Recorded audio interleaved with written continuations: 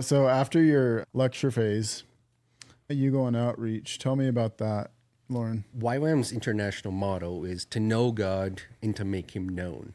And you could almost sum up the whole DTS in that same thing. Like the lecture phase is to know God, that's the emphasis. Yeah. And the outreach is to make God known. Okay. So our DTS outreach is 9 weeks, and it's international and cross-cultural. The primary focus of the outreach is to share the gospel. That is the main thing that we are trying to accomplish. Yeah. But that can also be done in a variety of ways. Often people will think of just like street evangelism or door-to-door stuff, and that is a possibility. But also a lot of it will be through serving people. We do a lot of practical service to disadvantaged people, to local churches, to whatever the needs may be in a place. And we do this all together in a team context as well. So from the school itself, depending on our numbers, we'll have different teams that go out to a different location as well. Well, Stephanie, how are the students prepared for outreach?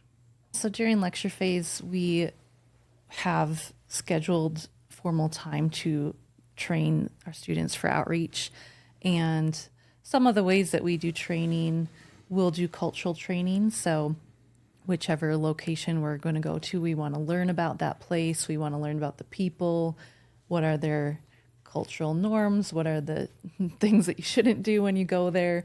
That sort of thing, so that we can be effective. We also do a lot of preparing, like how to share your testimony. How do you share the gospel in 2 minutes? Or if you have a longer amount of time, how do you do that?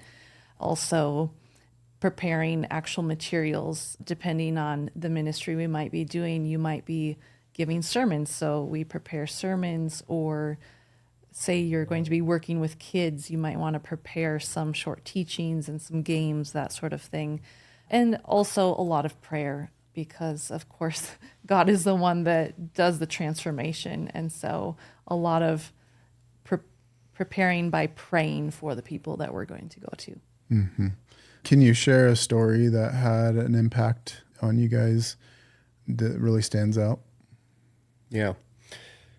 I just think of when I was a student on my outreach a number of years ago. We were in an Asian country, and we were partnering with a ministry that had been there for a number of years. There's a people group in the city that they were in. This people group is very disadvantaged for cultural reasons. The majority of the people in this people group live in the slum.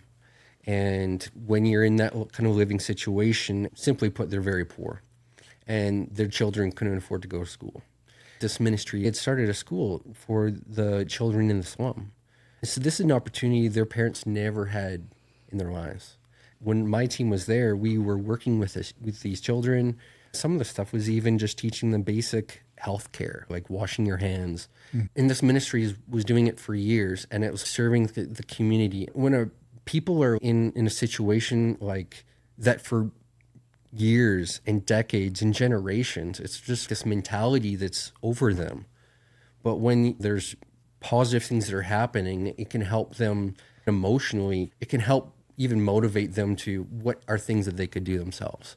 And also just the relationships that they've built. It's opened so many doors for people to be open to the gospel. Because for many people, like, why would you come and help my people? Yeah. And it's because we believe that God loves you so much, and this is how we can show that to you. Do you want to hear more about who our God is?